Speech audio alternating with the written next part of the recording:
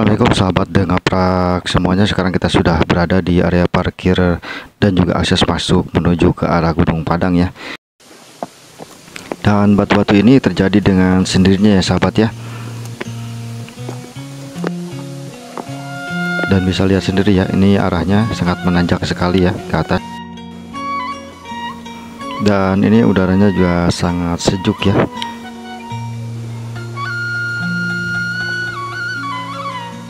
Ini masih nanjak ya. Masih nanjak. Lumayan nih.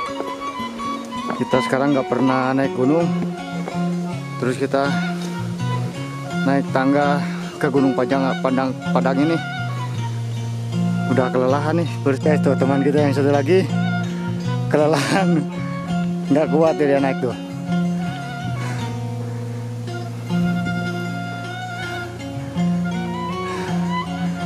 Ayo Mang, muter lagi Mang.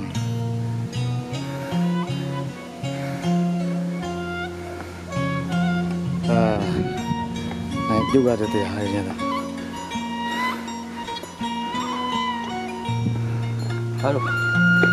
Sudah tekan gunung itu, ada 3 minggunya. Wih. Biasa tuh Bang. Segerewel naik tuh. Capeknya. Begitu jalannya enak tuh, lumayan ya. Jalan emang buat tanggaan.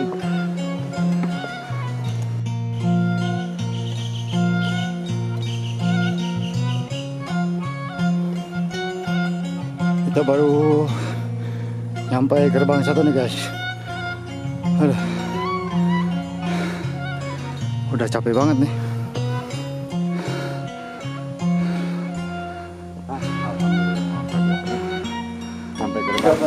Perkenalkan dulu ya, saya Denny sebagai Jupal Juru Pelihara situs Megalit Gunung Padang. Iya.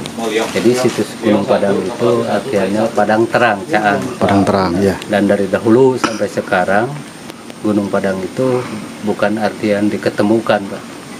Tapi intinya cuma dicatat atau tercatat oleh orang Belanda itu pada tahun 1914 yang bernama Jikrung. Lalu Gunung Padang ini dahulu tahun 1914 nah dilaporkan sama 3 warga, salah satunya Pak Suma, Pak Andi, Pak Jana Abidin tahun 1979. Iya. Jadi dari dahulu sampai sekarang Gunung Padang ini tidak ada orang yang tahu siapa penemunya gitu. Jadi cuman tempat untuk religi atau Itu tahun berapa tuh Pak? ya dari tahun 1914 orang Belanda mencatat warga setempat ini udah mempergunakan. Tapi dahulunya mah tempat Gunung Padang tersebut, Gunung Padang itu terang, dalam arti bahasa Sundanya itu caang. Caang ya. Jadi Gunung Padang ini tempat untuk menenangkan diri intinya, bertawasul atau berdoa. Jadi namanya cenderung ke bahasa Sunda nate taraja nih Cakambalan. Yang kedua identik dengan sebutannya Punden Berundak. Punden Berundak. Yang ketiga kan menurut orang luar negeri step by step. Tahap demi tahap itu. Jadi dengan sebutan Gunung Padang itu bukan artian Gunung Padang yang ada di Pariaman, tapi Gunung Padang di sini itu terang, gitu. Artinya caang. Iya. Jadi tempat untuk menenangkan diri. Atau tempat untuk silaturahmi.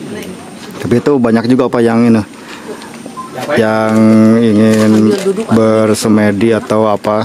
Banyak, apalagi sekarang tuh Senin mau menjelang ke malam Selasa, Insya Allah.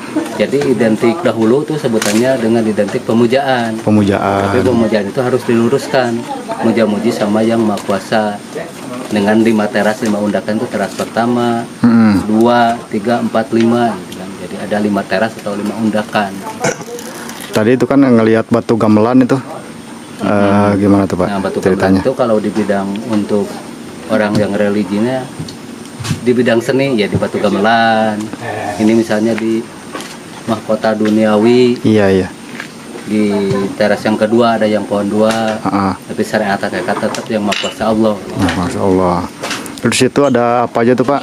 Semodel apa tuh, model makam atau gimana tuh yang lega itu? Bukan makam, tapi sebutannya makom, patirasan. Makom ya, teras pertama itu ada batu gamelan sama gunung Masigi.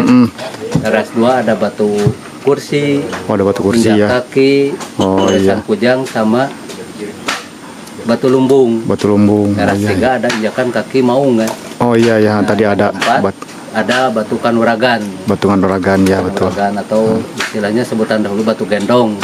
Nah yang kelima itu namanya ada singgasana sama batu pandaringan. Jadi 5 teras itu setiap teras, setiap pundakan ada nama-nama batuannya yang disakralkan. Oh yang disakralkan ya. Karena ini sekarang udah dilindunginya sama Kementerian Pariwisata, terus lagi Pemprov Provinsi Bandung sama Pemda setempat. Oh. 3 instansi yang mengelolanya. Oke. Iya. Mohon ya Pak atur nuhun banyak ceritana mohonnya Sama-sama lah.